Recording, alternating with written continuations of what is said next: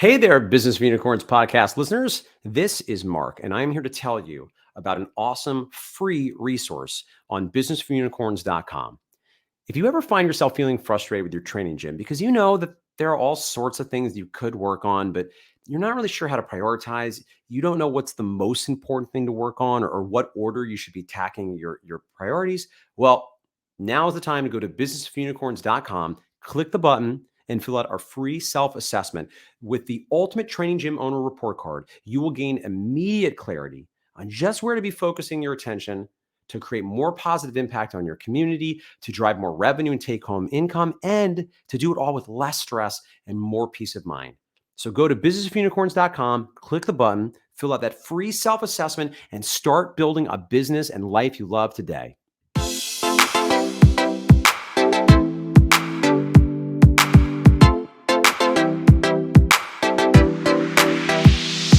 Hello, fitness business nerds. What's up? Welcome to another episode of the Business for Unicorns podcast. And I am here again with your friends and mine, Mark Fisher and Pete Dupuis. How are you, gentlemen? Great. All good. Yay. And we're stoked today because what we're talking about is email marketing. I'll hold for applause because I'm sure everyone's going to be clapping with joy and rapture about this topic. And really, I think I'll kick this off by saying, I really today want to make my personal agenda for today's conversation is to make the case to all of you, dear listeners, that you should stop doing traditional email newsletters. The email newsletter of the 90s, I think, is done. Maybe early 2000s, maybe 90s is too soon. But that newsletter that you used to get and gyms used to send out, I still see them sometimes, and I love you, dear listeners, but you should probably stop this. But the newsletter that I'm raging against today with love is the one where you send an email that has like a link to like 4 different blog posts and 9 different calls to action and 3 different pieces of social media, and right, that you know the one I'm talking about, the one that's formatted all those blocks and squares with a bunch of buttons and images on it. That kind of newsletter, I think, is just a thing of the past for our business. Right? I think those might work if you're do online retail or you're Bed Bath and Beyond, right? And even them, I'm not sure. But for us, the reason I'll rail against it, and I'll let you gents weigh in with your thoughts, is the thing I know. I don't claim to know much definitively about marketing. The thing I do know is that great marketing is almost always specific messages to specific people about specific problems for which we have a specific solution. And email newsletters don't check any of those boxes. They are a broad swath of topics for, quote, everyone, asking them to do many things that don't really touch on solutions to problems. And so it just doesn't check any of those boxes for me. Instead, and we'll talk about best practices throughout this podcast, I'm sure, what we really want to focus on is building relationships with our listeners by focusing on specific topics for which we can help them and provide specific solutions, which means a list has to be segmented into different kinds of people, and the messaging has to be specific to those people and about things they care about, with maybe one call to action at most in an email. So anyway, that's my very, very quick soapbox speech about why everyone should stop doing those traditional friggin' newsletters. I'm gonna pitch it to you, Fisher, because I know you have a ton to say about this. And so what are you seeing as best practices? Do I ever have a ton of thoughts on this topic? So this is a thing I do think I have done very well over the years, and I have a lot of strong opinions about this. So the first thing I will say is, again, I don't want to take it for granted that our entire audience is doing it. So I want to make space, as always, if you are relatively new in your career or you're a training gym owner, you just haven't done this yet.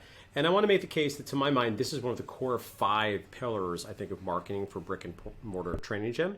So if you're not doing this, the first thing you want to do is create a contact list of individuals that you already know, that you would say hello to if you go to a grocery store, and start marketing them regularly. And if you have such a list and you're not doing it yet, shame on you. No shame, because that's not helpful, but you should do it. And the frequency with which you do it is probably less important than consistency. Now, in hardcore direct internet marketing circles, they would say literally every day and twice a day on Sunday, quite literally.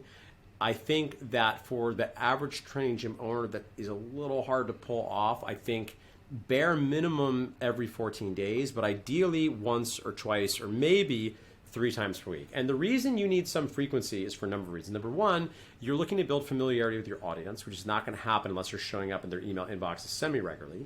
And number two, because it's not nice to only sell, let's say hypothetically, most our listeners have probably heard of Gary Vaynerchuk's jab, jab, jab, right hook. So let's arbitrarily say, I'll keep the math simple, that you can make an offer once every 10 communications, you can pitch a hard sell. Well, if you're doing 1 mailing per month, you can do a hard sell about once per year. If you're doing 3 mailings per month, you can do that about once per month. That's 12 more hard sales per year. And keep in mind, the first of the best practice I'll offer you, which you may have seen before, but if you're not doing, you should, is always having at least a soft call to action for the people that are interested in working with you more closely to getting support. Here's exactly what you do next. And commonly this is done in the PS. I think it was perhaps Dean Jackson. Someone innovated this, and it's called the super signature PS. So that is a thing I think should generally be happening. Now, I also want a +1 Keeler's perspective about an overly formatted graphic grab bag newsletter. I can't say that's necessarily wrong, and honestly, I prefer you doing that than literally nothing. But True. I think, to Keeler's point, my personal preference is using that email to really build a relationship, and to the extent that you can, build a personal brand. So, and again, this is a very traditional direct response, old school internet email marketer. Old school. I'm talking since the late aughts, where it is not heavily formatted. It looks like just a regular email.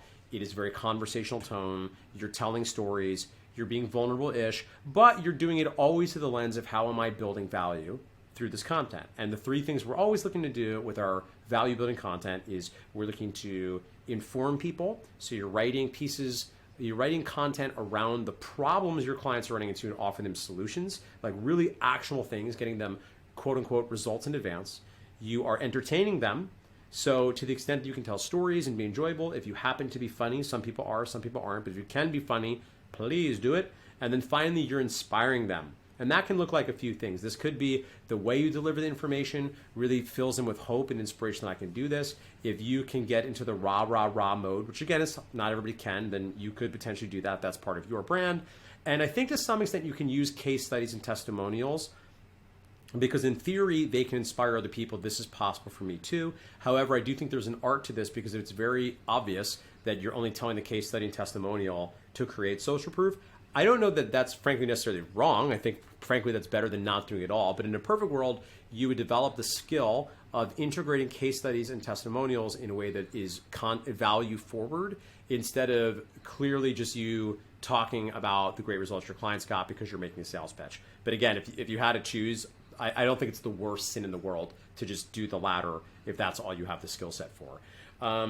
I think I'll pull up there. Let me give you a few other quick rapid fire tips. Number 1, ideally you're using email service provider where you can use their names, right? So it's like dear name, not dear all use. Again, probably obvious, but just to be explicit. Play with subject lines. Think about the subject lines that you open because remember, you're only ever selling the next step. In sales and marketing, you're only selling the open with a subject line. And that first line is only selling reading the next line. So you're looking to create curiosity. Again, this can go too far. You don't want to get into cheesy direct response marketer, man, where every email is like something like, I can't believe I got punched in the face. And then you open it up and you're like, well, in my dream, I got punched in the face by my product, right? Because I think people will quickly get turned off on that. And the type of people that probably aren't people that I probably would want to work with. So I think you want to be thoughtful about this. But as always, we want to navigate these dichotomies. You do want to create interest. So things you can play with are using lowercase subject lines, putting numbers, putting bracketed things, putting no subject line, putting ... using their name in the subject line. I'll give you one other, I could keep going here. I got tons of these. I'll give you one other actionable tip. If you're putting a link in the email, as a general rule, if the words that are linked or the words for the button are identical to the subject line, you will get a higher click-through rate than if there's not an obvious connection, if there's not ad sent, if you will, it's typing out an ad, between the subject line and what it is you want them to click on. So I'll pull up there because I have hundreds of more things to say. I've thought a lot about this over the years. Yeah, I think it's great. I won't recap all of that. I just want to make sure I underscore one piece of that I think is really a useful takeaway for people is to really be clear that all your content here has to do one of those 3 things Mark mentioned, right? Help people get results, et cetera, et cetera. And so I think, you really want to think about if you are the only one creating content, that's a great checklist for you. And if you're not, you need to share that checklist with other people who's helping you create content to make sure you're doing one of those three things. Yeah. Sorry, I just wanted to underscore that because I think it's a great best practice. Pete, what's your take here? The thing that comes to mind for me, and I think we collectively roll in fitness circles where we and our peers are often found saying the best exercise is the one that you'll do consistently. And in my attitude or my mindset as it relates to this email marketing and the concept you rolled out, Michael, of this like templated, busy, chaotic newsletter is that it's easy to walk away from if you're the content creator and you commit yourself early to populating it with all of those things. Mm-hmm. And it would be pretty simple to just quit your newfound habit of email marketing if you overcomplicate the first handful out of the gate. And I know how that feels. I remember when I launched my blog back in 2015, I was like, I think I rolled out with like a 4,500 word article. I'm like, this is who I am. I publish books now. And I distinctly remember there was a moment when Mike Reinhold walked into my office because he was treating clients. He was doing some PT out of our space. And he's like, hey, man, I love the blog. Can I give you some advice? And I was like, sure, come on in. I'm awesome. And he's like, what you put out yesterday was 10 separate blogs. And he's like, you are going to quit on this faster than you can imagine if you burn 10 weeks worth of content in a single blog post and you make that a habit, and that's the standard you hold yourself to. Yeah, that's such a great point. And it changed the game for me. I mean, you look at my blog since, they're like, so I've put up blogs that are like 200 words. And no one has ever in the history of my blogging, 200 plus posts of all time, reached out to me and said, Pete, your stuff's great, but it's not long enough. Never. And so that's kind of how I think about this email marketing piece. Brevity is beauty. And if you create a format that you can easily stay consistent with, you're much more likely to deliver value in the long run and not quit on yourself. Yeah. My 2 cents. No, I think it's such a great story, Pete. It so illustrates, I think, the point I was trying to make so beautifully, right? Which is like, actually what I think you should be doing right now is easier than that old school newsletter, right? And that you focus on one point, one topic, one story, one call to action, and spread it out. What you were doing in the newsletter before was 5-10 things. It was that 45,000 word blog post, right? It was like, don't do that. It's actually easier to spread it out. And that's a lot of what you'll hear from, content marketers these days is they're saying, cool, create one podcast, then turn it into 15 pieces of content. And those contents will be short, bite-sized, pithy, more valuable. People can digest more. So I think we're saying the same thing here with email marketing. The one thing I'll add that I think is another best practice that I see folks not doing, and I get why sometimes, which is I think people aren't segmenting their email lists enough.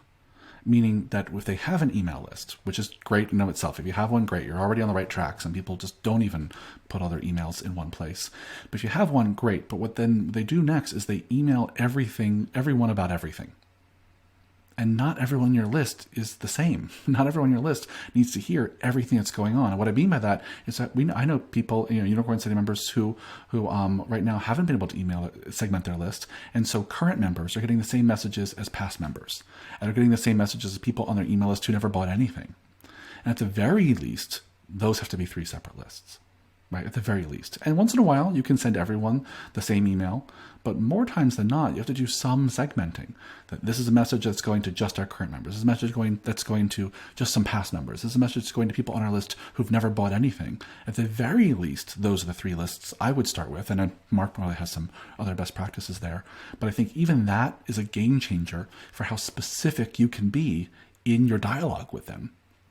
And it just goes back to my initial premises. All I know is that the more specific I can connect with a person on a specific thing, the better. And so if the list is segmented, it just allows me to get so much more focused in my message about what I'm trying to engage them in, whether it's entertainment or, et cetera. Yeah, Fisher, anything you would add to kind of the topic of segmenting? Yeah, I think that's precisely it. I think the one thing that I will acknowledge is the challenge, of course, when we try to coach you virtually is not knowing what's going on with your business. Because if you don't have the capacity to do it, again, I think the worst sin is not doing it at all. But yes, once you have enough sophistication and you've got bandwidth, ideally you are not sending out. And again, here's the way you could do it, which is ugly, but you could do it. Because first of all, you're writing the email to like, dear Sally, hey, Mrs. Rossini. I'm letting you know we have an exciting new trial coming up. So if you're a current member, I'd love for you to tell your friends. And if you've never been to our business, then this is an offer you can do. And I think that works okay, but it's obviously an ideal. It'd be better, right? Furthermore, you obviously want, at least in theory, to Kira's point, the opportunity to do specific reactivation campaigns to former members. Because the relationship you have with somebody that has previously been a member is different than somebody that's never bought anything. And we might suggest, and this is for most, you're going to get too complicated, but I would highlight that a current member, a former trial member, and a former nothing are different. So the person that did a month is distinct from the person that's done nothing, and is still distinct from the person that was a member for a year and a half and then for whatever reason stopped training with you.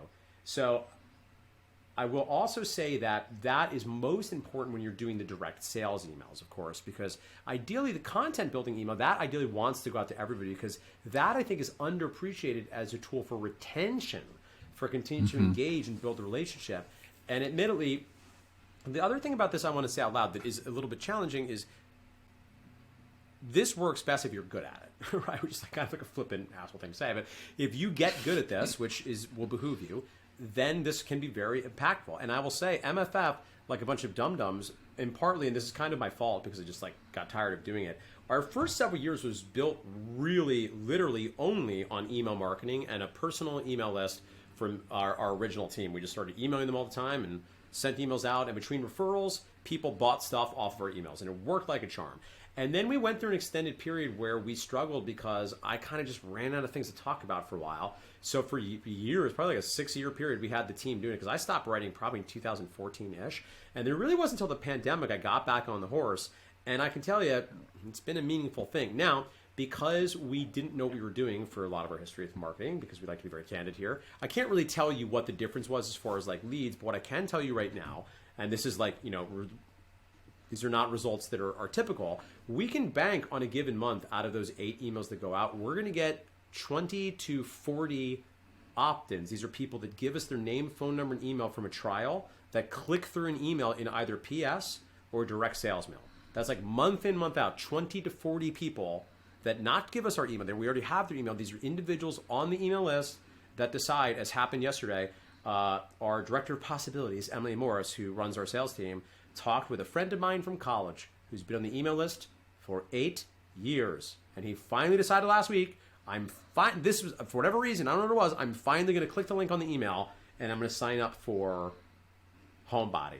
And the final point I want to make here, and this should be like a mini course, we should do like a part 2, I have so many things to say about this, is part of the utility of this is creating top of mind awareness. You just need to show up in their email inbox so they know you exist.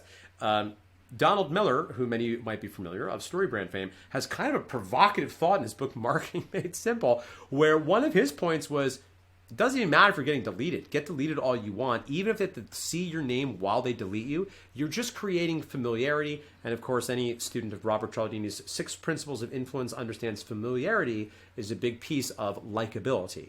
So even if you're getting deleted a lot, just having an opportunity to be in their email inbox is a big piece of this. So understand we gave you a lot of best practices. You should definitely do them as best you can. And at the very least, even if it's not 100% ideal, this is a practice to immediately start if you're not already doing it. Yeah, great. All right, gents. Well, let's wrap it up. Let's just do some final thoughts here. What's a final thought and a takeaway for you, Pete? Final thought. Be a student of best practices, and that includes consuming newsletters that you don't love, because I think it's important to be auditing what's out there. Yep. It's so easy to hit unsubscribe. Mark is victim of me sending him screenshots of newsletters I don't like or copy that I disagree with. Yeah. But the point is, you got to keep auditing what's out there and seeing Totally. the direction, kind of the winds of the market. And the other thing I'll say is, I I think that writing well is about being kind of succinct and getting to your point quickly. And I personally have taken a lot of value out of consuming threads on Twitter and trying to write in that format. That's made me a little bit better writer recently. So just look for a variety of different styles and then cherry pick your favorite parts and integrate it into your approach. Yeah. Well said. Those are great tips. Yeah. Fisher, final thoughts from you? Yes. Instantly, I have an email coming up for Business of Unicorns email subscribers. Please go to businessofunicorns.com, click on the link that says Get My Free Report, or go to jimownerreportcard.com, which I think will be live by this point, because you want to be on the email list, because I'm writing an email actually specifically about writing, and I'm now inspired. I might do some more stuff just on email best practices. I just want to highlight Pete's point, which is don't be overly ambitious with frequency and volume. It's better to pick a pace you can maintain than to sprint out of the gate and then run out of gas. The same holds true, frankly, for a social media presence, but you don't want to start emailing 3 times per week, and then you emails once per week, and then you skip 2 weeks, and then you do twice per week. It's better to start, if you need, with just every other week. I think it's a bare minimum, but if that's what you can do for now, at least start with that, build up the habit, and then ramp up frequency over time. Yeah. Yeah. Well said. I think my final thought is maybe something we haven't touched on exactly yet, but I think is often a starting point for people, which is if you don't have one yet, start making a list of topics you could write about. Because often I hear people don't start writing emails regularly because they just don't know what to say. And so go to Pete's point, go subscribe to a bunch of businesses that you admire or your competition for that matter. See what they're writing about. Ask your clients what other email newsletters they get that they like. Subscribe to those and use all of that as inspiration and keep an ongoing list of things you could write about so that when you sit down to write, you're not starting from scratch. You have some thoughts.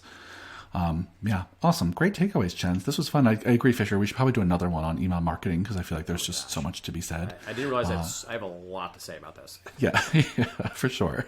Awesome. Well, we will do that again. We'll make a note to circle back and do a part 2. But thanks so much for this conversation, my friends. And dear listeners, go have a kick-ass day. We'll see you on the next one. Well, I hope you loved today's podcast, and forgive me, I want to remind you one more time, if you haven't already done so, head over to businessofunicorns.com, click the button, and get your free self-assessment, the ultimate training gym owner report card. I promise you're going to want to dig into this resource and get the support you need, finding crystal clarity on exactly where you need to be focusing to create a life and a business you love.